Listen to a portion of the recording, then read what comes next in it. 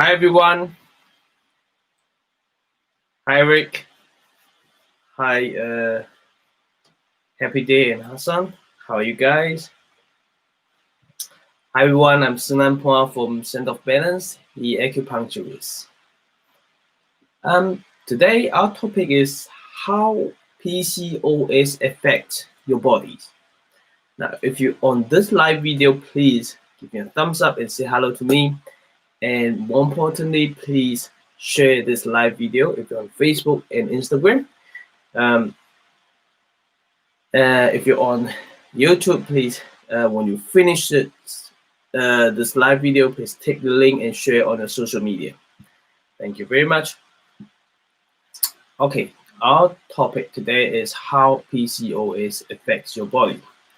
Well, we know that PCOS is hormone imbalance, and your male hormones is much higher than female hormone, right? So because of that, that's causing a lot of problem. First thing that it's causing is how you have lack of female hormone, then you won't be able to get your period regularly. So that means that you don't ovulate every month, right? So due to you not ovulate regularly, so you don't release as many eggs as possible, now once a month, right? Regularly, right? So if you want to get pregnant, you have to ovulation, right? But if you suffer from PCOS, unfortunately, you don't ovulate each month. Then that prevent you get pregnant. That we say PCOS cause infertility. Does it make sense to you? Okay. That PCOS lead to. Okay. Then the next thing that PCOS is to affect your body is called metabolic symptom. What is metabolic symptoms?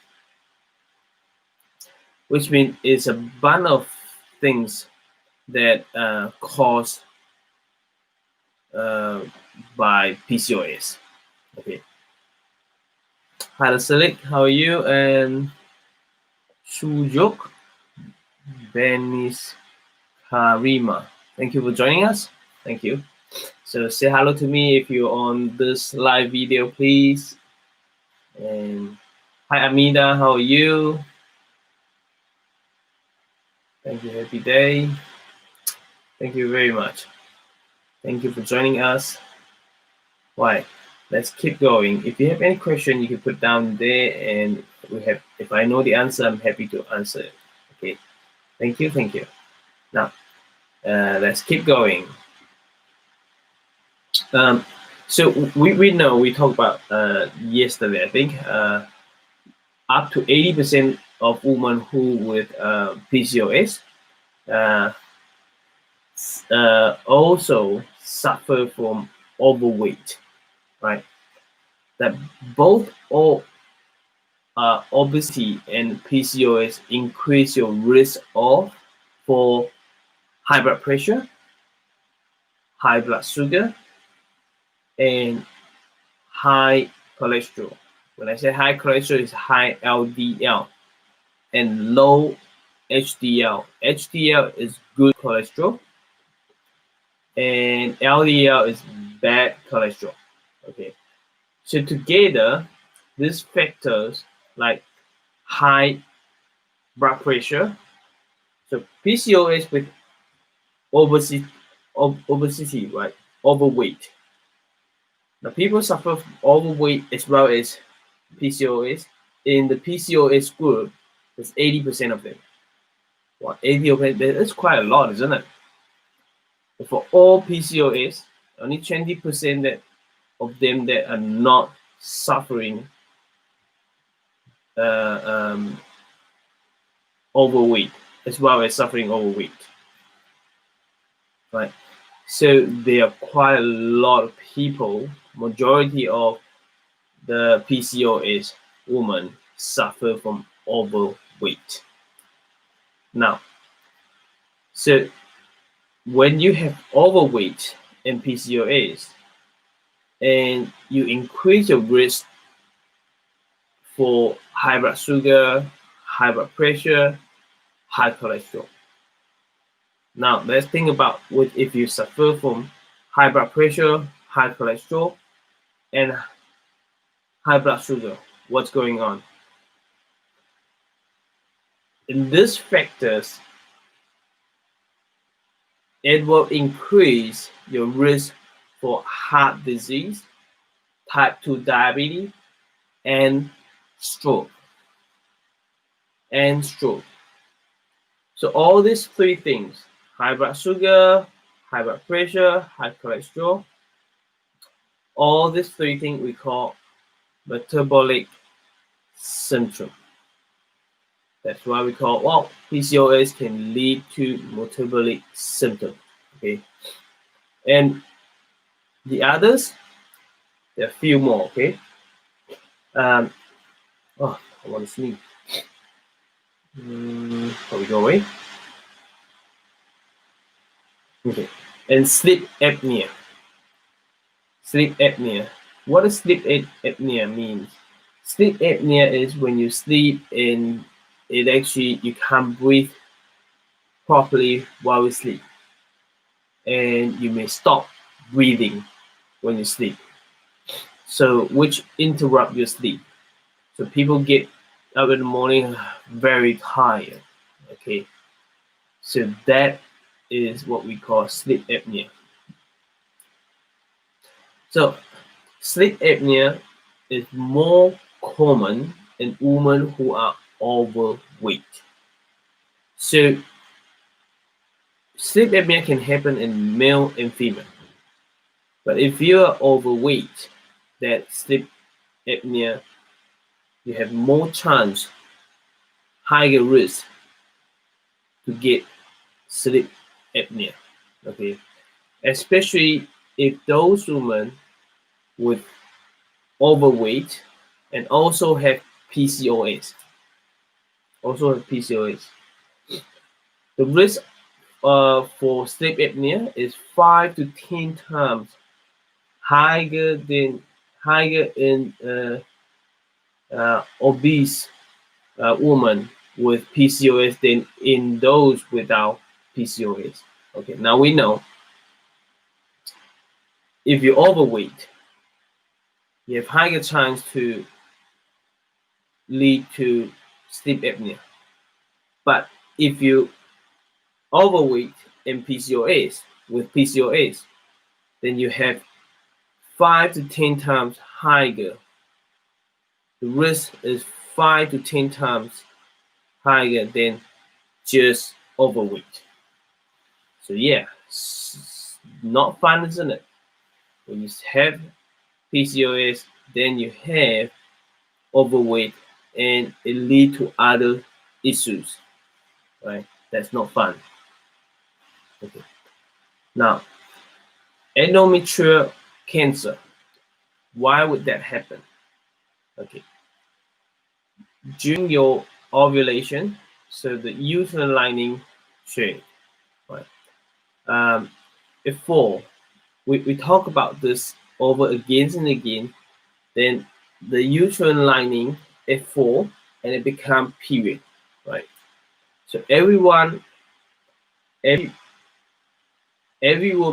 each month, when you start the period over 4 to 5 days and you finish it, then the uterine lining start to build up. It builds a certain amount, 8 to 9 mm. And if you're not pregnant, then at 4, it becomes less, right? So if you're up from nothing and at 4, it becomes period, right? So think about it. It build up like this, Then what happened? You suffer from PCOS, so you miss your period, or as well as you're not ovulating, right? It keep building up. It keep build up. It keep build up. What happened? So this lining not supposed to in your uterus, but it keep build up. So when things is not supposed in your body, it should come out of your body, we consider it as a toxic thing. If you leave it in your body for longer, it may stimulate the cell, it grow, and that abnormal growth, it can become cancer. So the lining in here, it can stimulate the cell to become an endometrial cancer. Does it make sense? So anything need to pass out your body, it should pass out. But if you skip your period,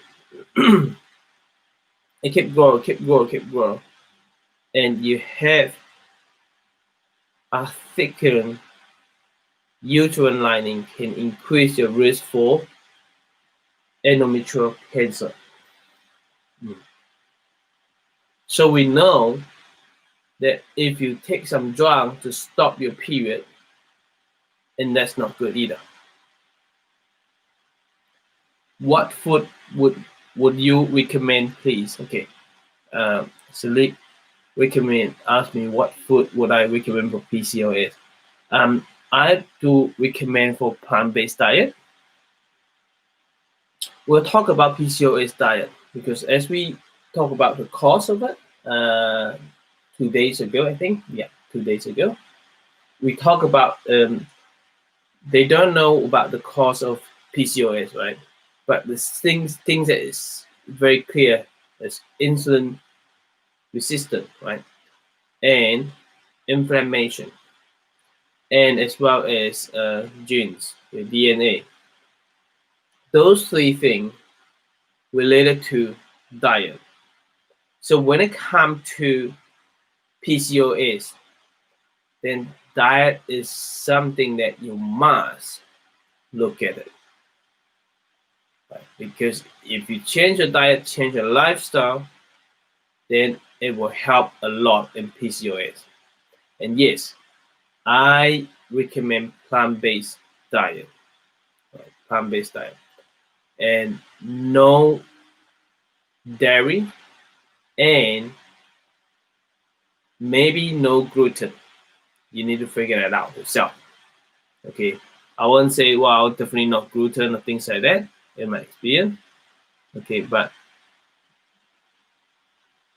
dairy, no dairy. Gluten, maybe, and then the rest of it is plant-based. It's pretty easy to follow, and for me, okay, it's simple, but it's not easy to get it right, to follow, to be honest, for you. Why is that? Because eating is a habit, right? It's a habit. You've been eating that way. And I suggest the China study. You read the China study and you understand what's going on in there. The next one, it can lead to with PCOS is emotional disorder. We normally look at it in depression as well as anxiety. So depression and anxiety.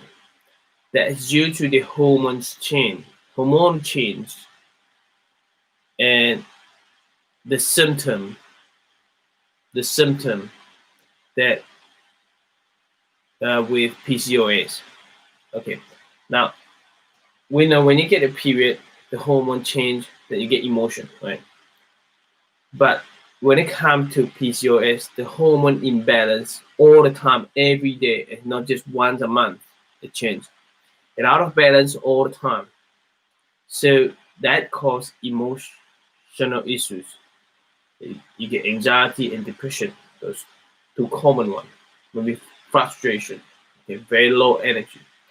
And another way to look at it is when you look at yourself, you don't like your body, because when it comes to PCOS, the main hormone in your body is male hormone, which means your body look like a man, like a male.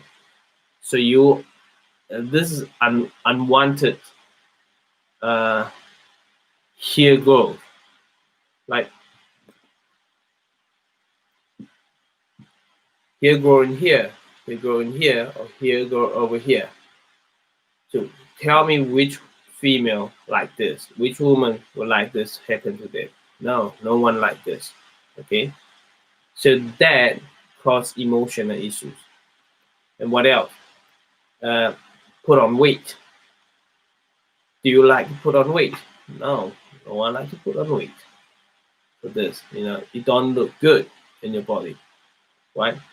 Skin problem, acne, get a lot of acne in here, in your face, in your back, even in your chest. Do you like this? No. So the looking of your body, you're not happy with it, unwanted, and that can negatively affect your emotion, that lead to depression and anxiety.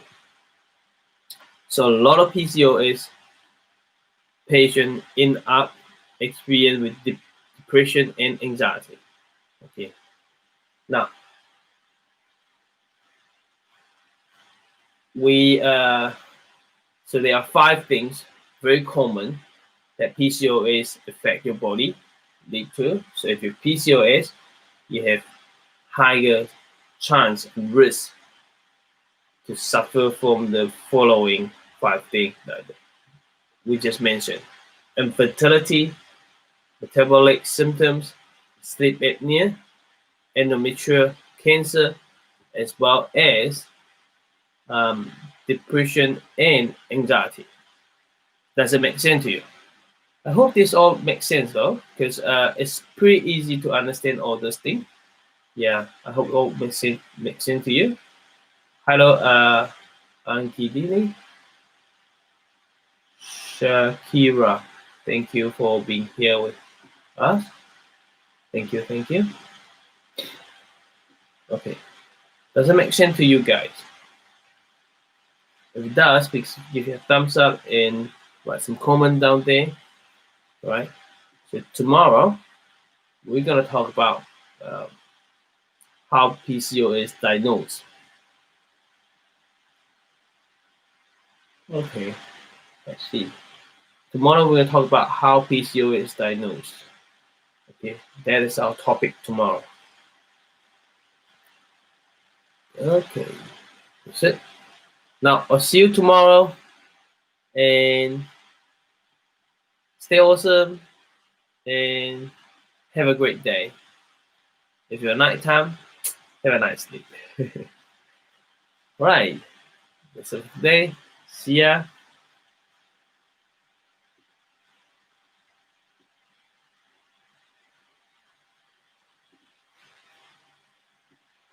Press down.